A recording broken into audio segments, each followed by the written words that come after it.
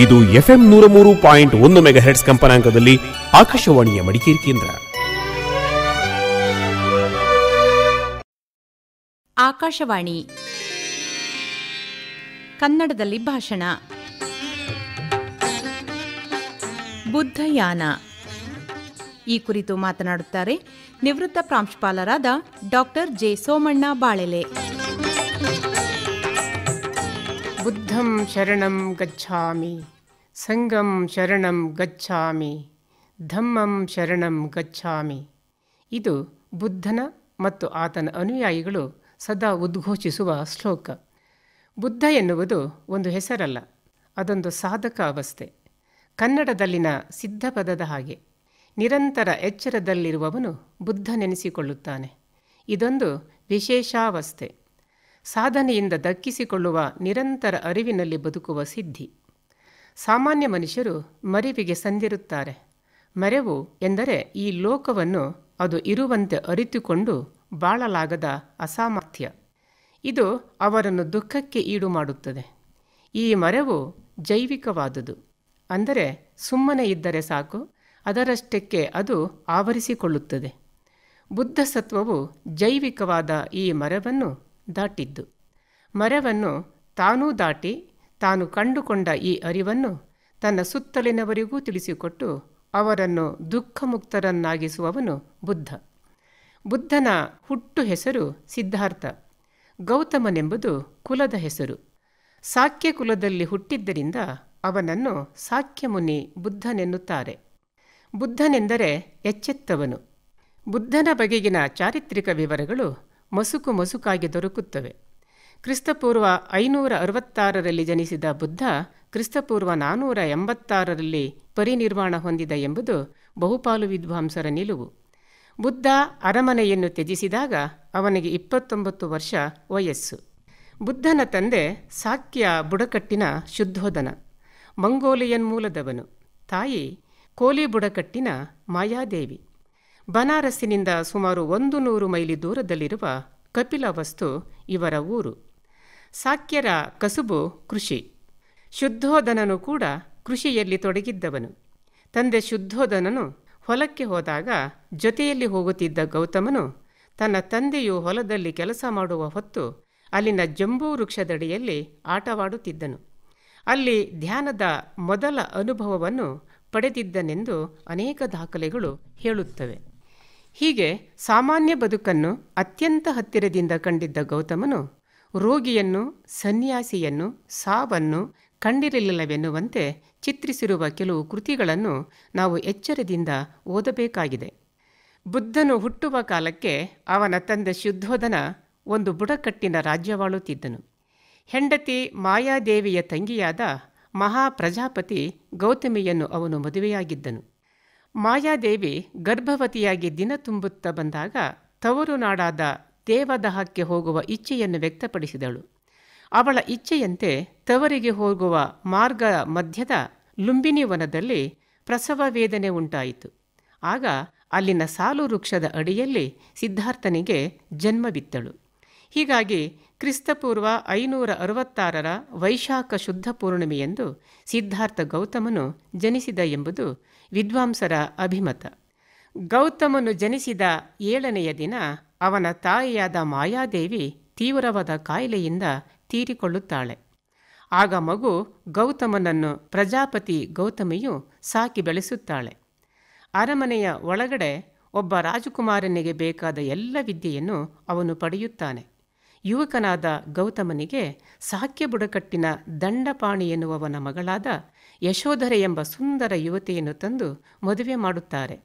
ಈ ಯಶೋಧರೆಯಿಂದ ಬುದ್ಧನಿಗೆ ರಾಹುಲನೆಂಬ ಮಗನು ಜನಿಸಿದ ಬಗೆಗೆ ಅನೇಕ ಆಕರ ಗ್ರಂಥಗಳು ನಮಗೆ ಲಭಿಸುತ್ತವೆ.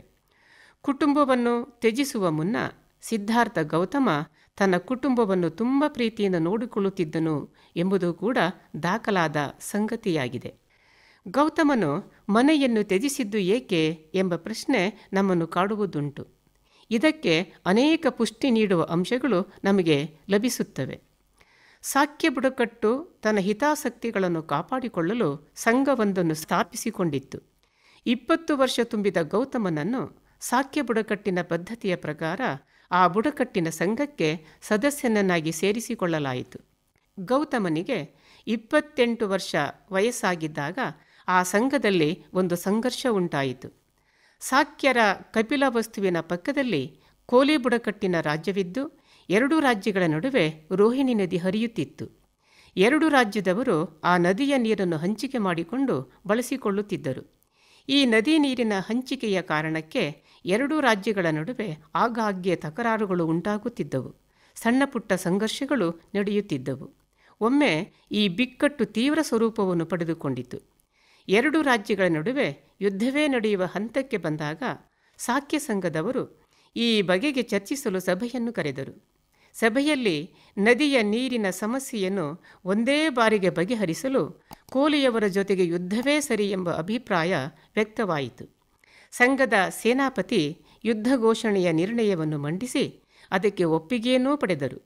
ಈ ನಿರ್ಣಯದ ವಿರುದ್ಧವಾಗಿ ಮಾತನಾಡಿದ ಗೌತಮನು, ಯುದ್ಧವು ಸಮಸ್ಯೆಯನ್ನು ಬಗೆಹರಿಸಲಾರದು, ಬದಲಿಗೆ ಅದು ಸಂಘರ್ಷವನ್ನು ಇನ್ನಷ್ಟು ತೀವ್ರಗೊಳಿಸುತ್ತದೆ. ಯುದ್ಧ ಇನ್ನಷ್ಟು ಯುದ್ಧಗಳಿಗೆ ಕಾರಣವಾಗುತ್ತದೆ. ಕೊಲೆ ಇನ್ನಷ್ಟು ಕೊಲೆಯಲ್ಲಿ ಪರ್ಯವಸಾನವಾಗುತ್ತದೆ. ಅದರಿಂದ ಯುದ್ಧವು ಪರಿಹಾರವಲ್ಲ ಎಂದು ವಾದಿಸಿದನು. ಅದರ ಬದಲಿಗೆ ತಪ್ಪು ಯಾರಿಂದ ಜರುಗುತ್ತದೆ? ಸಮಸ್ಯೆ ಕೋಲಿಯವರ ಕಡೆಯಿಂದ ಉಂಟಾಗುತ್ತಿದೆಯೋ ಅಥವಾ ಸಾಕ್ಯರ ಕಡೆಯಿಂದ ಉಂಟಾಗುತ್ತಿದೆಯೋ ಎಂದು ಸಮಾಧಾನದಿಂದ ಯೋಚಿಸಿ ಪರಿಹಾರ ಕಂಡುಕೊಳ್ಳುವ ಅಗತ್ಯವಿದೆ ಎಂದನು. ಇದರ ಜೊತೆಗೆ ಸಾಕ್ಯರಲ್ಲಿನ ಅನೇಕ ಯುವಕರು ಈ ಸಮಸ್ಯೆ ಉಲ್ಬಣಗೊಳ್ಳಲು ಕಾರಣರಾಗಿದ್ದಾರೆ ಎಂಬ ಸಂಗತಿಯೂ ಇದೆ. ಆದುದರಿಂದ ನಿಷ್ಪಕ್ಷಪಾತವಾಗಿ ಯೋಚಿಸಿ ನಡೆದುಕೊಳ್ಳುವುದರಿಂದ 2 ರಾಜ್ಯಗಳಿಗೆ ಒಳಿತನ್ನು ತರುತ್ತದೆ ಎಂದನು ಬುದ್ಧ. ಅದಕ್ಕೆ ಸೇನಾಪತಿಯು, ನಿಜ, ನಮ್ಮ ಕಡೆಯವರೂ ಈ ವಿಷಯದಲ್ಲಿ ಮುನ್ನುಗ್ಗಿ ನಡೆದುಕೊಂಡಿದ್ದಾರೆ.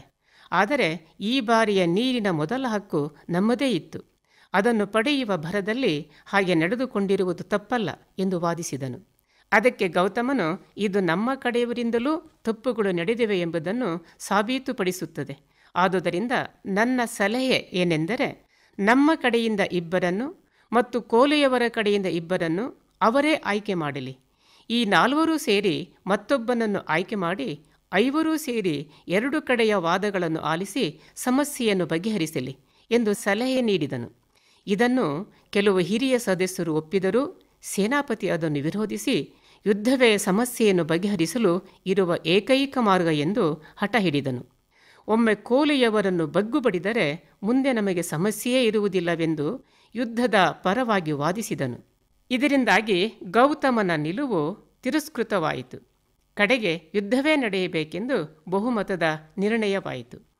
ಆದರೂ ಗೌತಮನು ಸಂಘದ ಎಲ್ಲ ಸದಸ್ಯರು ಇದನ್ನು ಮತ್ತೊಮ್ಮೆ ಗಂಭೀರವಾಗಿ ಯೋಚಿಸುವ ಅಗತ್ಯವಿದೆ ಎಂದು ಪ್ರತಿಪಾದಿಸಿ, ಕೋಲಿಯರು ಸಾಕ್ಯರು ಸಂಬಂಧಿಗಳೇ ಆಗಿರುವುದರಿಂದ ಯುದ್ಧವು ಇಬ್ಬರಿಗೆ ಒಳಿತಲ್ಲ ಎಂದು ಎಲ್ಲರಲ್ಲೂ ಅರಿವು ಮೂಡಿಸುವ ಪ್ರಯತ್ನ ಮಾಡಿದನು. ಪ್ರೀತಿಯ ಮೂಲಕ ದ್ವೇಷ ನಿವಾರಣೆ ಸಾಧ್ಯವೇ ಹೊರತು ಯುದ್ಧದ ಮೂಲಕ ಅಲ್ಲ ಎಂದು ಮತ್ತೆ ಮತ್ತೆ ವಾದಿಸಿದನು. ಇದರಿಂದ ತೀವ್ರ ಯುದ್ಧದ ಉತ್ಸಾಹಿಯಾಗಿದ್ದ ಸೇನಾಪತಿ ಸಹನೆ ಕಳೆದುಕೊಂಡು ಇದು ತನ್ನನ್ನು ವಿರೋಧಿಸುವ ನಿಲುವೆಂದು ಇದರ ಬಗೆಗೆ ಮತ್ತೆ ಮತ ನಿರ್ಣಯವಾಗಲಿ ಎಂದು ಮತ ನಿರ್ಣಯಕ್ಕೆ ಮುಂದಾದನು. ಕಡೆಗೆ ಸಂಘವು ಸೇನಾಪತಿಯ ಪರವಾಗಿ ತೀರ್ಪು ನೀಡಿತು. ಅಂತಿಮವಾಗಿ ಯುದ್ಧವನ್ನೇ ಸಂಘವು ನಿರ್ಣಯಿಸಿದಾಗ ಗೌತಮನು ಅದನ್ನು ತಿರಸ್ಕರಿಸಿದ. ಆಗ ಬುದ್ಧನ ಪರವಾಗಿದ್ದ ಕೆಲವೇ ಸದಸ್ಯರು ಅಸಹಾಯಕರಾಗಿ ಬಹುಮತದ ನಿರ್ಣಯಕ್ಕೆ ಒಪ್ಪಿಕೊಳ್ಳುವ ಹಂತಕ್ಕೆ ಬಂದರು. ಗೌತಮನು ಎಲ್ಲರನ್ನೂ ಉದ್ದೇಶಿಸಿ, ಗೆಳೆಯರೇ, ಏನು ಮಾಡಬೇಕೆಂಬುದು ನಿಮ್ಮ ಇಚ್ಛೆಗೆ ಬಿಟ್ಟಿದ್ದು. ನಿಮಗೆ ಬಹುಮತವಿದೆ. ಆದರೆ ಕ್ಷಮಿಸಿ, ನಾನು ಕೋಲಿಯರ ವಿರುದ್ಧ ಯುದ್ಧ ಮಾಡಲು ನಿಮ್ಮ ಜೊತೆ ಸೇರಲಾರೆ ಎಂದನು. ಅದಕ್ಕೆ ಸೇನಾಪತಿಯು, ನೀನು ಸಂಘಕ್ಕೆ ಸೇರುವಾಗ ಸಂಘದ ನಿರ್ಣಯಕ್ಕೆ ಬದ್ಧನಾಗಿರುತ್ತೇನೆ ಎಂದು ಮತ್ತು ಸಾಕ್ಯರ ಹಿತವನ್ನು ಕಾಪಾಡಲು ಸಂಘವು ಏನನ್ನು ನಿರ್ಣಯಿಸುತ್ತದೆಯೋ ಅದಕ್ಕೆ ಒಪ್ಪುವೆನೆಂದೂ ಪ್ರಮಾಣ ಮಾಡಿರುತ್ತೀಯ. ಈಗ ಹೀಗೆ ಮಾತನಾಡಲು ನಿನಗೆ ನಾಚಿಕೆಯಾಗಬೇಕು ಎಂದು ವಾದಿಸಿದನು. ಅದಕ್ಕೆ ಗೌತಮನು, ಹೌದು, ನಾನು ಸಂಘಕ್ಕೆ ಸೇರುವಾಗ ಸಾಕ್ಯರಿಗೆ ಒಳಿತಾಗುವ ನಿರ್ಣಯಕ್ಕೆ ಕಾಯ ವಾಚ ಮನಸ್ಸ ಬದ್ಧನಾಗಿರುತ್ತೇನೆ ಎಂದು ಪ್ರಮಾಣ ಮಾಡಿರುವುದು ನಿಜ. ಆದರೆ ಯುದ್ಧದಿಂದ ಸಾಕ್ಯರಿಗೆ ಒಳಿತಾಗುವುದಿಲ್ಲ. ಹಾಗಾಗಿ ಇದರಲ್ಲಿ ನಾಚಿಕೆ ಪಟ್ಟುಕೊಳ್ಳುವುದು ಏನೂ ಇಲ್ಲ ಎಂದನು. ಇದರ ಜೊತೆಗೆ ಕೋಲಿಯರ ಸ್ನೇಹ ಸಂಬಂಧವನ್ನು ಕಳೆದುಕೊಳ್ಳುವುದರಿಂದ ಕೋಸಲದ ರಾಜನಿಗೆ ನಮ್ಮ ಮೇಲೆ ಇನ್ನೂ ಹೆಚ್ಚಿನ ಹಿಡಿತ ಸಾಧಿಸಲು ಅನುಕೂಲವಾಗುತ್ತದೆ. ಇದನ್ನೂ ಕೂಡ ನಾವು ಯೋಚಿಸಬೇಕಾಗುತ್ತದೆ ಎಂದನು ಬುದ್ಧ.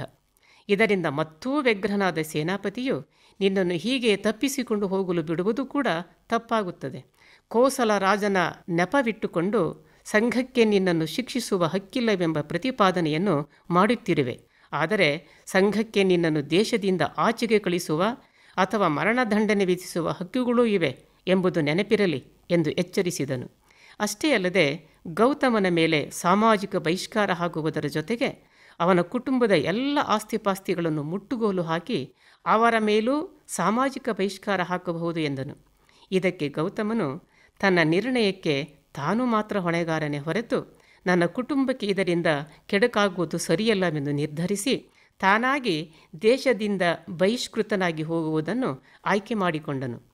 ಇದಕ್ಕೆ ತಾನು ಏಕಾಂಗಿ ಹೊಣೆಗಾರನೆಂಬುದನ್ನು ಎಲ್ಲರೂ ಒಪ್ಪಿಕೊಳ್ಳಬೇಕೆಂದು ಕೋರಿ ಈ ಸಂಗತಿಯನ್ನು ಕೋಸಲ ರಾಜನಿಗೆ ತಿಳಿಸುವುದಿಲ್ಲವೆಂದು ಹೇಳಿ ತಾನಾಗಿ ದೇಶ ತ್ಯಜಿಸಿದನು.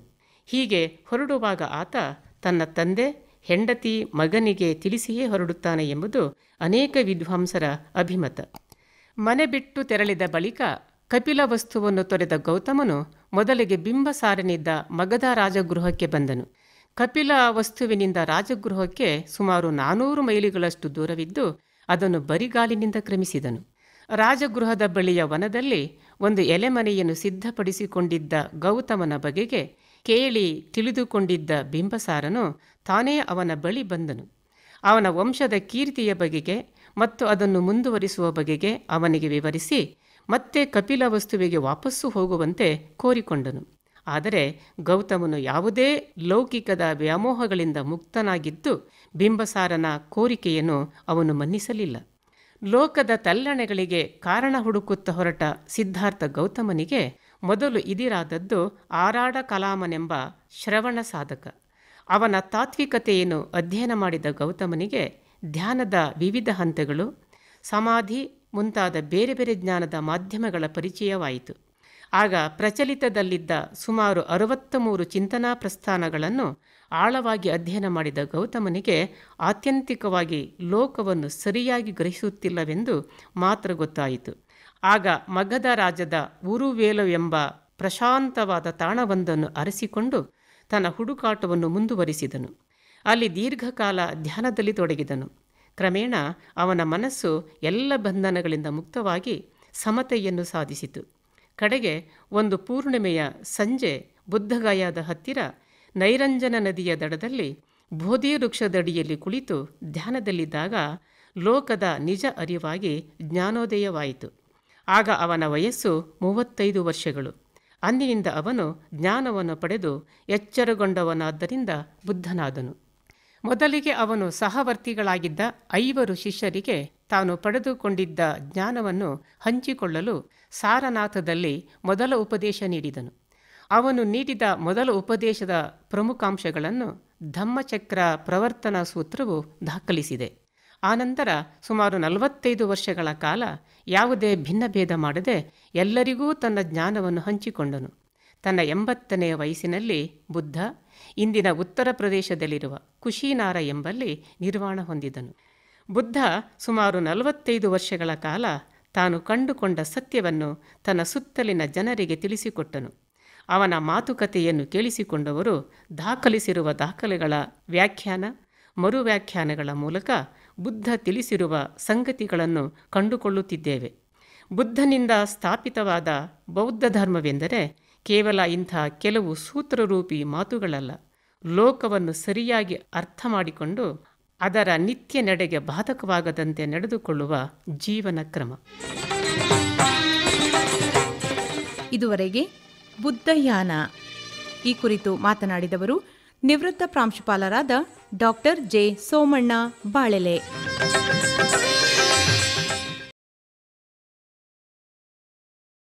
ಇಂದಿನ ಈ ಕನ್ನಡದಲ್ಲಿ ಭಾಷಣ ಕಾರ್ಯಕ್ರಮ ಆಕಾಶವಾಣಿ ಮಡಿಕೇರಿ ಕೇಂದ್ರದ ಕೊಡುಗೆ.